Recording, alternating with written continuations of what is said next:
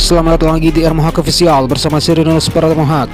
MotoGP Buriram 2026 dipastikan menjadi salah satu seri pembuka paling panas dalam beberapa tahun terakhir. Sirkuit Chang International Circuit Thailand akan menjadi panggung pembuktian para pembalap muda Asia sekaligus arena perang psikologis kelas utama. MotoGP Buriram 2026 bukan sekedar balapan pembuka musim. Sorotan publik Indonesia tertuju pada Veda Gap pertama di kelas Moto3. Sementara di kelas utama, Marc Marquez justru memancing tanda tanya usai menolak status favorit meski tampil dominan dalam tes pramusim. MotoGP Buriram 2026 juga menghadirkan tekanan ekstrim. Cuaca Thailand yang panas dengan suhu aspal yang tinggi diprediksi menjadi ujian fisik dan mental bagi seluruh pembalap, termasuk Mario Aji di Moto2 yang akan menjalani balapan bertepatan dengan bulan Ramadan.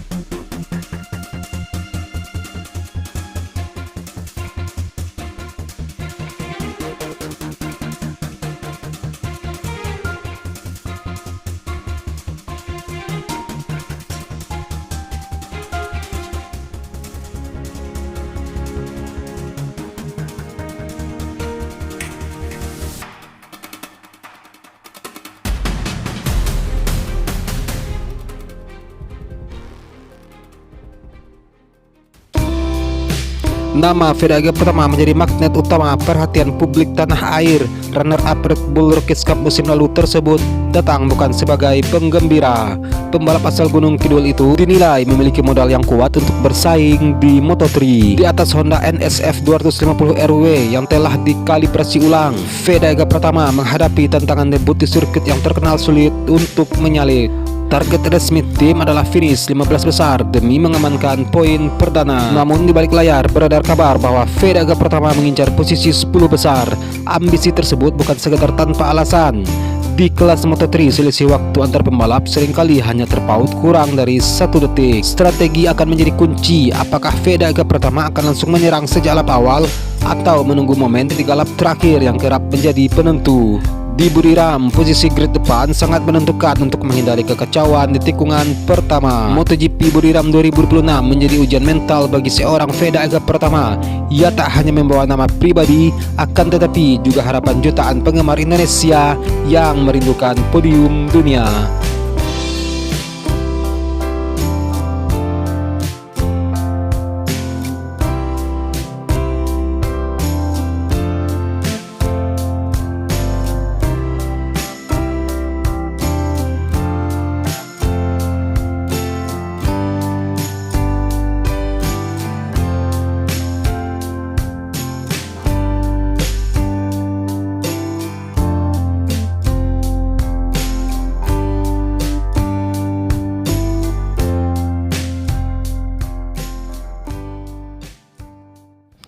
Dan di kelas Moto2, perhatian tertuju pada Mario Aji. Tantangan kali ini bukan hanya soal persaingan, tetapi juga kondisi fisik.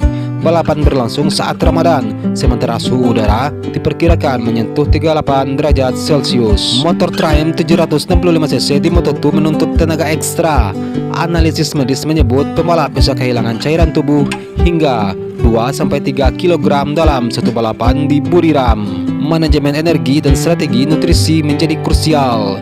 Jika Mario Aji mampu finish di zona poin dalam kondisi tersebut, itu akan menjadi pencapaian heroik sekaligus pembuktian ketahanan fisiknya di level dunia. Dan sementara itu, Marc Marquez memancing spekulasi. Dalam konferensi pers, ia menegaskan bukan favorit utama di Thailand. Sebuah pernyataan yang langsung memunculkan berbagai tafsir mengingat performanya yang impresif sepanjang tes pramusim bersama Ducati. Banyak analisis menilai ini bagian dari main game yang akan mengalihkan tekanan ke rival seperti Francesco Bagnaia atau Jorge Martin. Namun ada pula rumor soal penyesuaian perangkat elektronik baru yang belum sepenuhnya sinkron dengan gaya balap agresif Marc Marquez.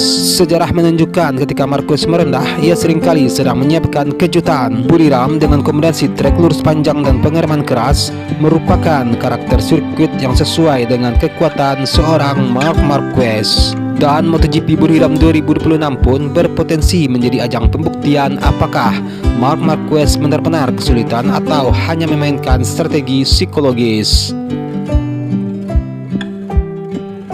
Degradasi ban di sektor akhir Buriram kerap menjadi faktor penentu. Tim harus menemukan setup ideal antara kecepatan maksimal dan daya tahan ban di suhu ekstrim. Regulasi aerodinamika musim 2026 menambah dimensi persaingan. Ducati masih unggul dalam top speed, tetapi Aprilia dan KTM dikabarkan membuat lompatan besar dalam stabilitas menikung. Ride height device dan pengaturan suspensi menjadi detail kecil yang bisa menentukan hasil akhir. Pertarungan bukan hanya di lintasan, akan tetapi juga di balik layar antara insinyur dan data telemetri.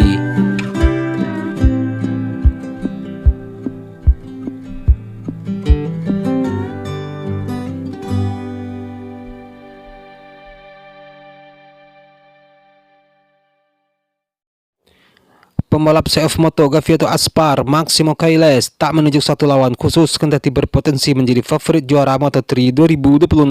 Maximo Kailes akan memasuki musim keduanya berkiprah di kelas Moto3 saat usianya sekarang masih 17 tahun.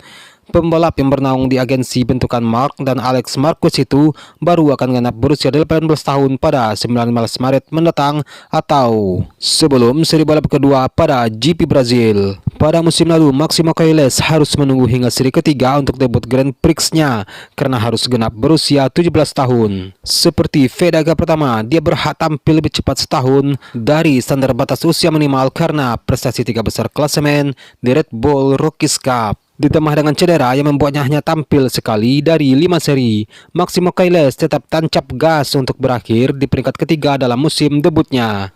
Berhubung dengan dua rider teratasnya yaitu Jose Antonio Rueda dan Angel Picura setelah promosi ke kelas Moto2, Maximo Kailes dijagokan untuk merebut tahta untuk Moto3 musim ini. Dan dia pun mengakui tekanan yang lebih besar berada di pundaknya. Jika acuannya musim lalu, David Munoz paling dekat.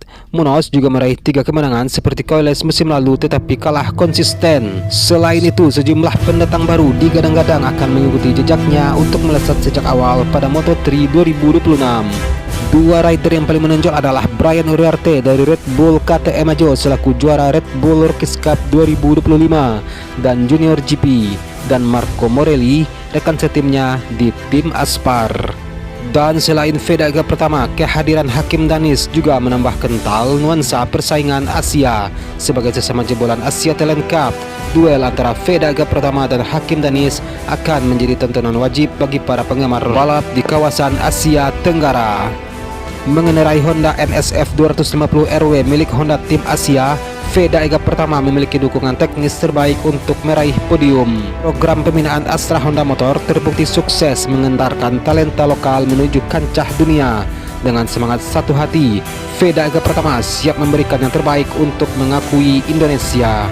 Moto3 2026 akan menjadi musim yang penuh dengan aksi overtake berisiko tinggi dan persaingan ketat hingga garis finish. Dan mulai sekarang bagi para pendukung di tanah air, bersiaplah untuk melihat bendera merah putih berkibar di sirkuit-sirkuit legendaris dunia.